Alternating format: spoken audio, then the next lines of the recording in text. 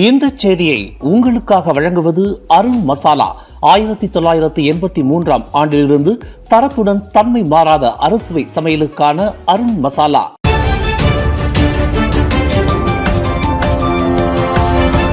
வணக்கம். திசைகளின் ஒரு மணி செய்திகள். ஸ்லாங்கூர் மாநிலத்தில் தீவிர வறுமை நிலை முற்றிலும் ஒழிக்கப்பட்டது. பிரதமர் அன்வார் தகவல்.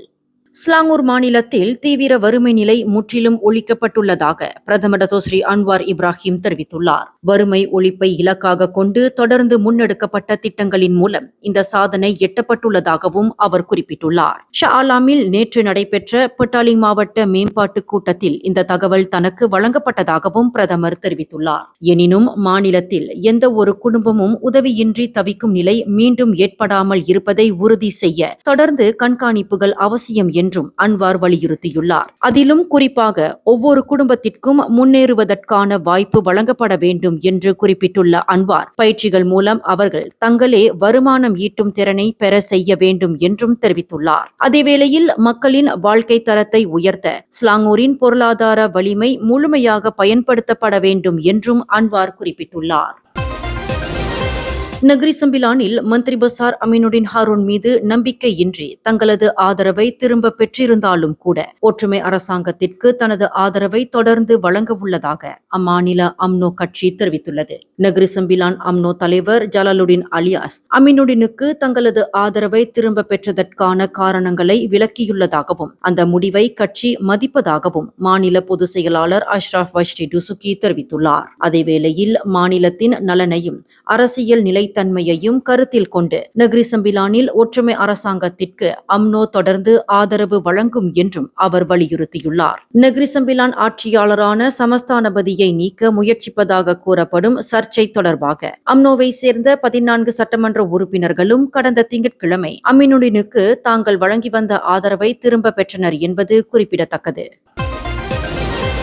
இவ்வாண்டு நடைபெறவுள்ள சுக்மா 2026 விளையாட்டுப் போட்டிகள் தொடர்பாக இளைஞர் மற்றும் விளையாட்டுத்துறை அமைச்சர் டாக்டர் தாஃபிக் ஜோஹாரி உடனான பேச்சுவார்த்தையில் மேன்மை தங்கிய ஸ்லாங்கூர் சுல்தான் ஷராஃபுடின் இட்ரிஷா திருப்தியடைந்திருப்பதாக தகவல்கள் கூறுகின்றன. நேற்று ஷா ஆலாம் இஸ்தானா புக்கிட் கயாங்கானில் டாக்டர் தாஃபிக் சுல்தானை சந்தித்து அவருக்கு விளையாட்டுப் போட்டிகள் குறித்து விளக்கம் அளித்தார். இது குறித்து ஸ்லாங்கூர் அரச குடும்ப அலுவலகம் வெளியிட்ட முகநூல் பதிவில் தற்போதைய பொருளாதார சூழ்நிலையை கருத்தில் கொண்டு செலவினங்களை குறைக்கும் நோக்கில் ஏற்பாட்டாளர்கள் மேற்கொண்ட நடவடிக்கைகளில் சுல்தான் திருப்தி அடைந்ததாக தெரிவிக்கப்பட்டுள்ளது. அதேவேளையில் விளையாட்டுப் போட்டிகளுக்கான அனைத்து செலவுகளும் அத்தியாவசிய தேவைகளுக்காக மட்டுமே இருக்க வேண்டும் என்றும் சுல்தான் வலியுறுத்தியுள்ளார். மேலும் விளையாட்டுப் போட்டிகளின் மேம்பாடு மற்றும் இளம் வீரர் வீராங்கனைகளின் முன்னேற்றத்திற்கு மட்டுமே முன்னுரிமை வழங்கப்பட வேண்டும் என்றும் அவர் குறிப்பிட்டதாக தெரிவிக்கப்பட்டுள்ளது. திசைகள் செய்தி ஊடகத்தில் பணியாற்ற விருப்பமா? விற்பனை துறையில் சாதிக்கும் ஆர்வம் கொண்டவரா நீங்கள்? அப்படியென்றால் நாங்கள் தேடுகின்ற நபர் நீங்களாக இருக்கலாம். புதிதாக பட்டம் பெற்றவர்களும் விண்ணப்பிக்கலாம். விண்ணப்பதாரர்கள் சொந்த வாகனத்தை கொண்டிருக்க வேண்டும். மின்னஞ்சல் admin@திசைகள்news.com. தொடர்பு எண்கள் 0361811414 அல்லது 0123516515. கிளானஜியாவில் நடைபெற்று வரும் ஒளிக்காட்சி நிகழ்ச்சியினால் எழுந்துள்ள சர்ச்சையை அடுத்து அதன் அனுமதி நடைமுறை மற்றும் பொதுமக்கள் பாதுகாப்பு குறித்த கவலைகளை தீர்க்க விரைவில் சிறப்பு கூட்டம் ஒன்று நடத்தப்பட உள்ளது. நிகழ்ச்சி ஏற்பாட்டாளர்களுடன் தனிப்பட்ட அமர்வில் இந்த விவகாரம் குறித்து விவாதிக்கப்படும் என்று பட்டாலிஞ்சயா மேயர் டத்தோ முகமது ஜாரி சமிங்கோன் தெரிவித்துள்ளார். இதனிடையே இந்த விவகாரமானது பட்டாலிஞ்சயா நகர்மன்ற கூட்டத்தில் முதலில் எழுப்பப்பட்டுள்ளது. இந்நிகழ்ச்சிக்கு அனுமதி வழங்கப்பட்டது குறித்து தங்களுக்கு தகவல் வழங்கப்படவில்லை என்று மன்ற உறுப்பினர்கள் புகார் தெரிவித்துள்ளனர். MBPJ-யானது வணிகர்களுக்கு ஆதரவான அமைப்பாக இருந்தாலும் கூட பாதுகாப்பு அம்சங்களில் எந்த ஒரு சமரசமும் செய்யக்கூடாது என மன்ற உறுப்பினர் குசாலினி மகேந்திரன் வலியுறுத்தியதுடன் அனுமதி வழங்கப்பட்டது குறித்து கேள்வி எழுப்பியுள்ளார். அவரை தொடர்ந்து நிகழ்ச்சியின் பாதுகாப்பு குறித்து பெரும்பாலான மன்ற உறுப்பினர்களும் கேள்வி எழுப்பியுள்ளனர். இந்த ஒளிக்காட்சி நிகழ்ச்சியானது வரும் ஜூன் மாதம் 7ஆம் தேதி வரையில் நடத்த திட்டமிடப்பட்டுள்ளது குறிப்பிடத்தக்கது.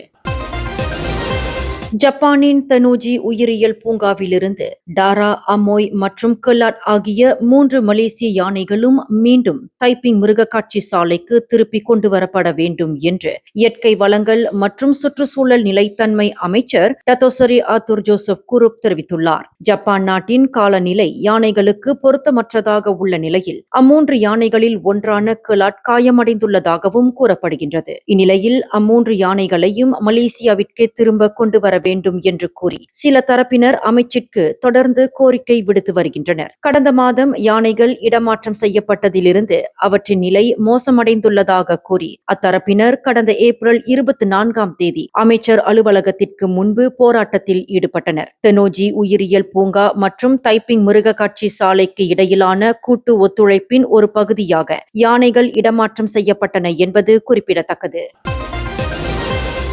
மேக்ஸ் எனப்படும் மாஜு விரைவு சாலையில் போதையில் எதிர் திசையில் வாகனம் ஓட்டி வங்காளதேசத்தை சேர்ந்த சமூக ஊடக பிரபலத்தின் உயிரிழப்புக்கு காரணமான 31 வயது ராணுவ அதிகாரியின் மீது கோலாலம்பூர் மேஜிஸ்ட்ரேட் நீதிமன்றத்தில் இன்று கொலை குற்றச்சாட்டு சுமத்தப்பட்டது. கடந்த ஏப்ரல் 23ஆம் தேதி மாஜு விரைவு சாலையில் முசாஹிட் மிலாட்டை கொலை செய்ததாக ஜாட் ஃபைட் அர்ஹான் மீது குற்றம் சாட்டப்பட்டுள்ளது. குற்றம் நிரூபிக்கப்பட்டால் அவருக்கு மரண தண்டனை அல்லது 30 முதல் 40 ஆண்டுகள் வரையிலான சிறை தண்டனையும் அத்துடன் 12 பிரம்படிகளும் விதிக்கப்படலாம். இந்நிலையில் தன் மீதான கொலை குற்றச்சாட்டை புரிந்து கொண்டதாக ஜாட் ஃபைட் அர்ஹான் நீதிமன்றத்தில் தெரிவித்துள்ளார். அதேவேளையில் நீதிபதி இலி மரிஸ்கா கலிசான் இவ்வழக்கு விசாரணையை வரும் ஜூலை 21ஆம் தேதி நிர்ணயித்துள்ளார்.